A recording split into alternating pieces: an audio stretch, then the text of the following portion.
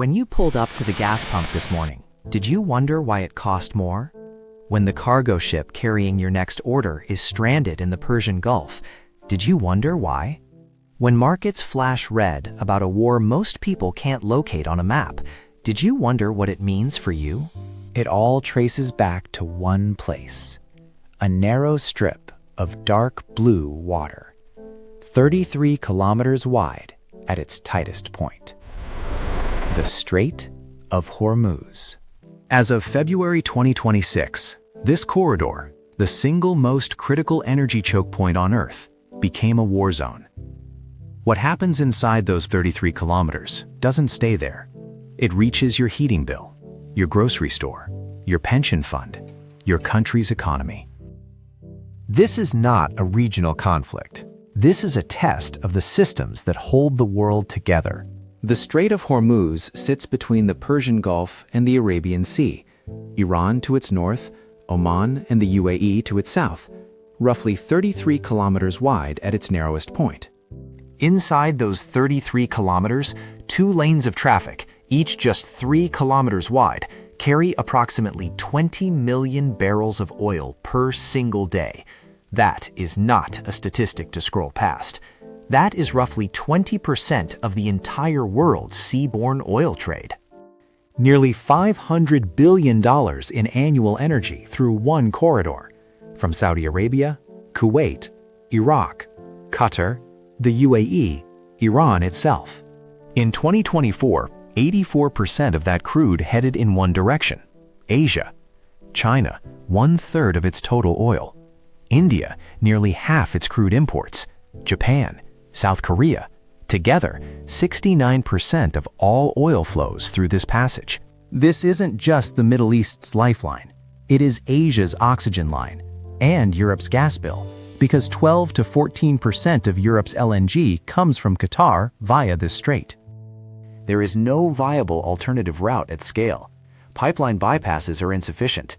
The Cape of Good Hope adds 20-25 days of transit, translating directly into costs, delays, and price spikes. The IEA has warned, a serious disruption could push oil past $100 per barrel. Some analysts say $150. Others won't put a ceiling on it. That would dwarf the energy shocks of 2008. You don't need to start a world war to disrupt it.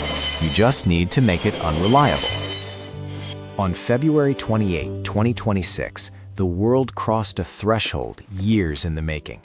The US and Israel launched coordinated airstrikes on Iran, Operation Epic Fury, targeting nuclear facilities, military infrastructure, and leadership.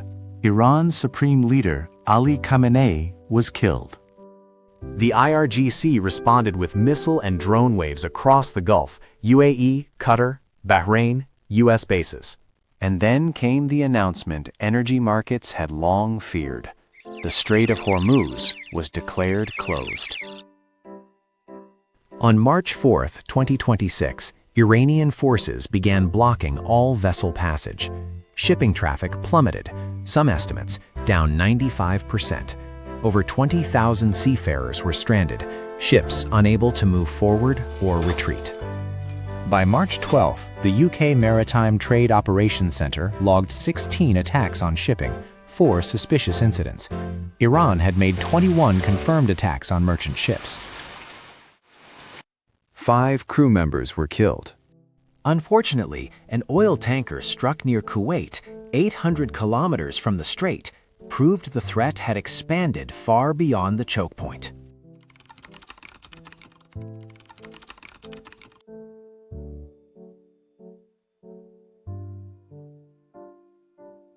War risk insurance premiums surged.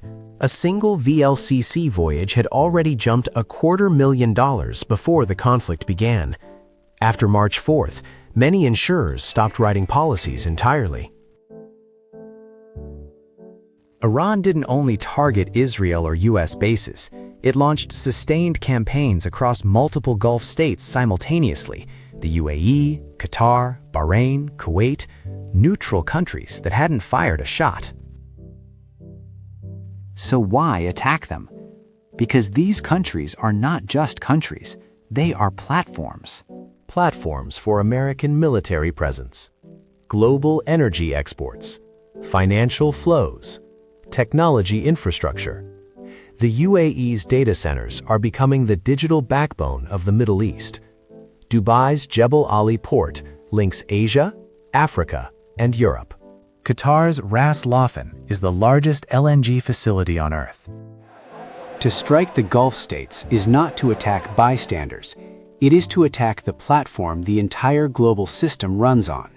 In modern asymmetric warfare, you do not attack your enemy directly. You attack what your enemy depends on. This is the part that never makes the headlines, but it should.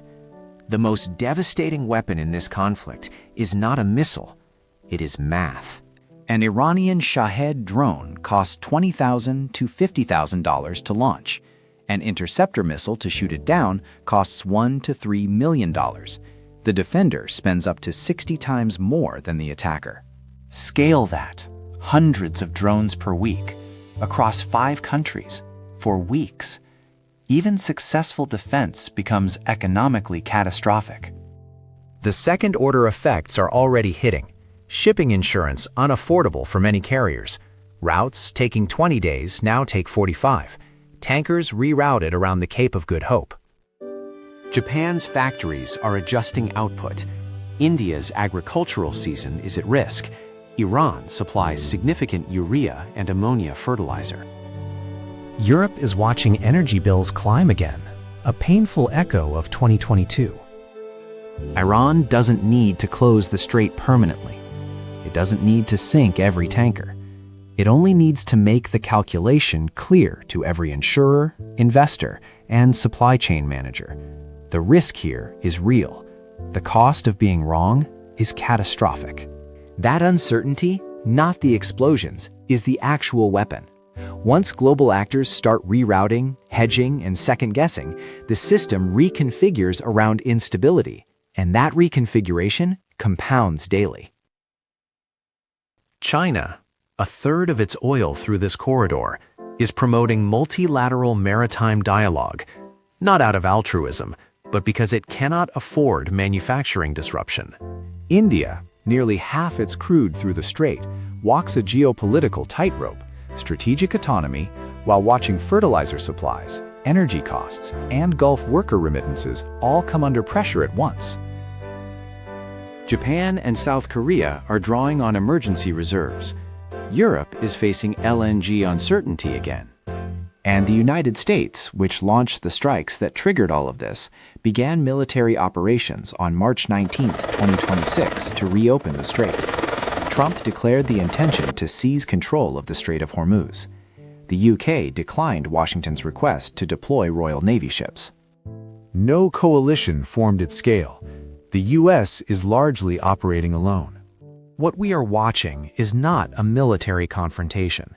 It is a stress test of the entire post-Cold War global order, the assumption that trade arteries stay open, energy flows reliably.